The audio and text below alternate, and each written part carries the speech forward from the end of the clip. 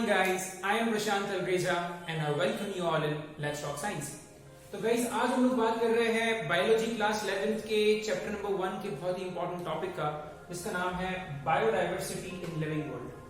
तो what is mean by biodiversity which is very important. तो biodiversity का simple सा ये मतलब है कि आपके आसपास कितने डिफरेंट लाइफ फॉर्म्स हैं, कितने डिफरेंट ऑर्गेनिजम्स हैं, उनको हम कहते हैं बायोडाइवर्सिटी। तो आज की डेट में हमारे आसपास टोटल ऑर्गेनिजम्स जो पूरी दुनिया में कैलकुलेट किए गए हैं वो हैं 88 lakhs, यानी कि 8.8 मिलियन स्पीशीज जो हैं वो आज की तारीख में डिस्कवर हो चुकी हैं। तो अब कहने का मतलब ये है कि चूंकि आप लोग बायोलॉजी पढ़ रहे हैं which is study of living organisms, तो ये सारी की सारी जितनी भी स्पीशीज हैं इनको आइडेंटिफाई करना और इनके बारे में पढ़ना बहुत जरूरी है, being a biology student, being a biology scientist. तो अब इन सारे के सारे ऑर्गेनिजम्स को पढ़ने के लिए आपको सबसे पहले इनको नाम देना होगा, यानी कि it is very important to name each and every species, जिसको हम बायोलॉजी में कहते हैं नॉमेनक्लेचर। तो अब नाम देने में प्रॉब्लम क्या है, सोचो। नाम देने में प्रॉब्लम ये है कि क्योंकि हमारे पास इतने सारे ऑर्गेनिजम्स हैं तो पहले तो इनको खोजना, और दूसरा प्रॉब्लम ये है कि क्योंकि हम इतने बड़े अर्थ में इतनी सारी कंट्रीज रहते हैं, यानी कि अप्रोक्सीमेटली 197 कंट्रीज रहते हैं हम लोग, और 197 कंट्रीज के अंदर हजारों लैंग्वेजेस हैं। तो उन हजारों लैंग्वेजेस में अगर हम कोई भी नाम रखेंगे किसी भी ऑर्गेनिज्म का तो वो हजारों लैंग्वेजेस में नाम चेंज आएगा। फॉर एग्जाम्पल एक छोटा सा एग्जाम्पल लेते हैं डॉग का। तो डॉग को अगर मैं इंग्लिश जबान में डॉग कहता हूं तो हिंदी में उसे कुत्ता कहता हूं, वहीं पंजाबी में उसे मैं कुकर कहता हूं, स्पेनिश में उसे पैरो कहता हूं और फ्रेंच में उसे सोबाका कहता हूं। कुल मिला के कहने का मतलब यह है कि अलग अलग लैंग्वेजेस के अंदर जो ऑर्गेनिज्म का नाम है वो अलग अलग हो रहा है, पर ऐसा होना चाहिए क्या? नहीं।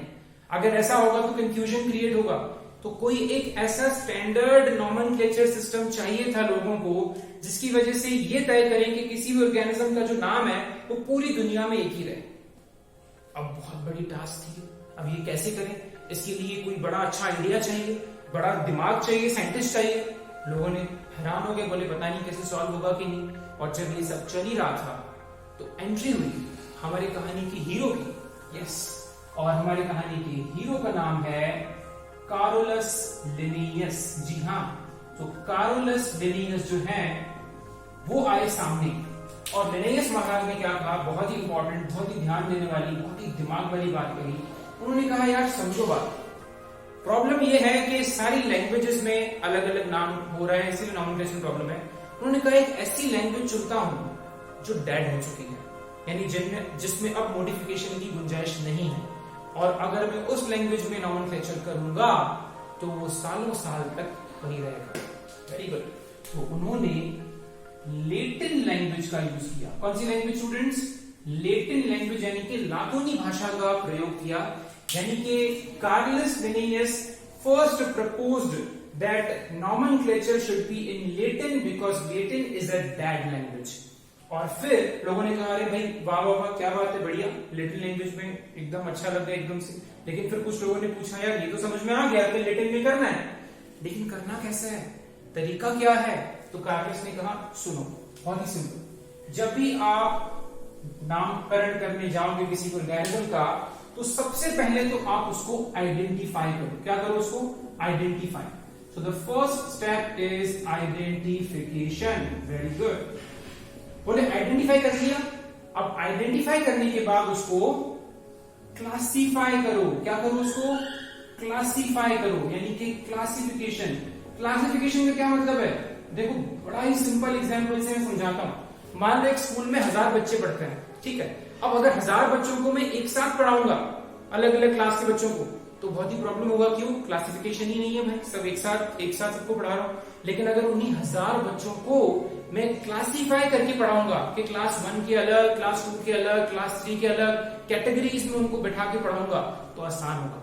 तो क्लासिफिकेशन इज वेरी इंपॉर्टेंट। तो identification, classification and finally he said nomenclature. क्या कहा उन्होंने? नॉमेनक्लेचर। तो व्हाट वाज द सीक्वेंस? उन्होंने कहा था, कार्लस ने कहा था कि सबसे पहले आइडेंटिफाई करो, फिर क्लासिफाई करो, फिर नाम दो। और ये सब करने के लिए और इस सब की स्टडी करने के लिए एक स्पेशल ब्रांच बन गई थी और उस ब्रांच का नाम था टैक्सोनॉमी। क्या नाम था? टैक्सोनॉमी। तो taxonomy is basically the science और the branch of biology in which we deal with identification, classification and nomenclature of living organisms on the basis of similar characters। और चूंकि टैक्सोनॉमी की शुरुआत कार्लस ने की थी, लिनियस ने की थी, यानी कि इसीलिए टैक्सोनॉमी का जो फादर है वो कार्लस है, यानी कि the father of taxonomy, father of taxonomy is Carolus Linnaeus. से बहुत ही इंपॉर्टेंट एमसीक्यू भी हो सकता है। तो गाइस यहां तक समझ में आ गई बात? क्लियर है एकदम? तो father of taxonomy is Carolus Linnaeus. लोगों ने कहा अभी तक कि हाँ यार समझ में आ गई बात, रिलेटिव यूज करेंगे, लैंग्वेज आइडेंटिफाई करेंगे, क्लासिफाई करेंगे, नॉमेनक्लेचर करेंगे। अब लोगों का एक और डाउट था, वो ये था कि यार अब करना क्या है? ठीक है, ये सब तो हो गया, लेकिन करें कैसे? मेथड क्या है? Yes, very good. तो कार्लस ने कहा बिल्कुल भी परेशानी नहीं लेनी है, मेरे पास स्टेप्स हैं। क्या है मेरे पास? स्टेप्स। तो अब कार्लस ने कौन कौन से स्टेप्स दिए नॉमेनक्लेचर के? तो स्टेप नंबर 1 दिया है कार्लस ने कि जो नॉमेनक्लेचर है it is going to be binomial nomenclature.